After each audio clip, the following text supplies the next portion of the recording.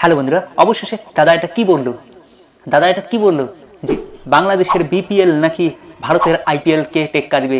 বাংলাদেশের বিপিএল ভারতের আইপিএল কে টেক্কা দিবে, এমনটাই বলতেছে আমাদের বাংলাদেশের দাদা। এটা কি সম্ভব? যেখানে তারা পুরো টিম বানায় 10 কোটি টাকা দিয়ে, সেখানে তারা ভারতকে নাকি টেক্কা দেবে 2025 বিপিএল এ। এটা কি আদৌ সম্ভব? তো আগে দেখিনি দাদা কি বলেছে, তো দেখুন ভিডিওতে। অবশেষে আইপিএল এবং পিএসএল তাকেও নাকি ভালো এবং উন্নত মানের ভালো একটা লিগ আয়োজন করবে বিপিএল কমিটি, মানে বললেন ফারুক আহমেদ। মানে কি বলবো ভাই, এটা কি হয়ে গেল? আইপিএল পিএসএল বর্তমানে হচ্ছে আইপিএল নাম্বার 1, নাম্বার 2 হচ্ছে পিএসএল, আর নাম্বার 3 বা 4 যদি থাকে বাংলাদেশের বিপিএল। আর সেই বিপিএল নাকি এইবার আইপিএল কে পিছনে ফেলে দেবে, পিএসএল কে পিছনে ফেলে দেবে আয়োজনের দিক থেকে, খরচের দিক থেকে। কি বলবো তো, এটা কি হয়ে গেল? এটা কি শুনলাম? ফারুক আহমেদ এটা কি বললো?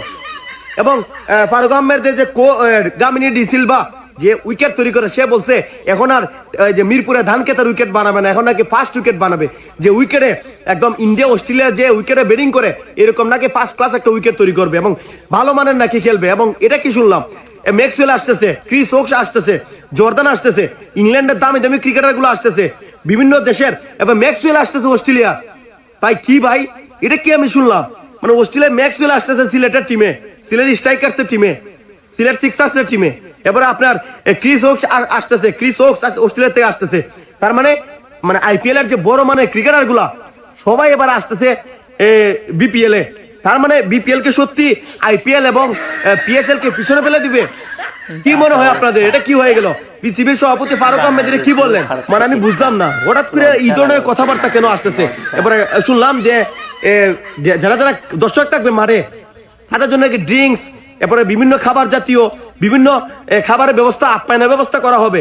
মানে কি বললেন, গ্যালারির দর্শকরা ফ্রিতে খাবার পাবে? আইপিএল ইতিহাসে তো এরকম কিছু হয় নাই, বিপিএল এরকম হইতেছে। তার মানে কি ভিন্নতা নিয়ে আসতেছে এইবারের বিপিএল? তো বন্ধুরা, আমরা দেখে নিলাম দাদা কি বলেছে। বাংলাদেশের বিপিএল নাকি আইপিএল কে টেক্কা দিবে এবং তারা উন্নত মানের খেলা এবার নাকি আয়োজন করবে।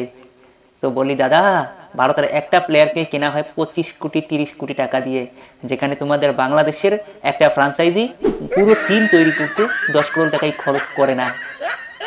একটা টিম, পুরো টিম গঠন করতে যেখানে 10 থেকে 15 কোটি টাকা খরচ করে, সেখানে ইন্ডিয়া একটা ম্যানেজমেন্ট, একটা দল, একটা টিম তৈরি করতে নিম্নত 150 কোটি টাকা খরচ করে।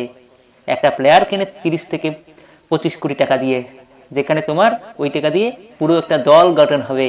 আর সেই স্বপ্ন নিয়ে তোমরা ভারতকে টেক্কা দিতে যাচ্ছ দাদা।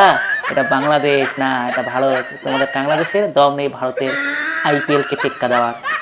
তো কথাগুলো একটু ভেবে চিনতে বলো। এটা কি হয়ে গেল দাদা?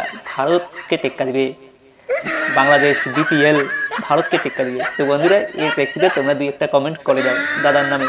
দাদা কি বলে? দাদা পাগল হয়েছে?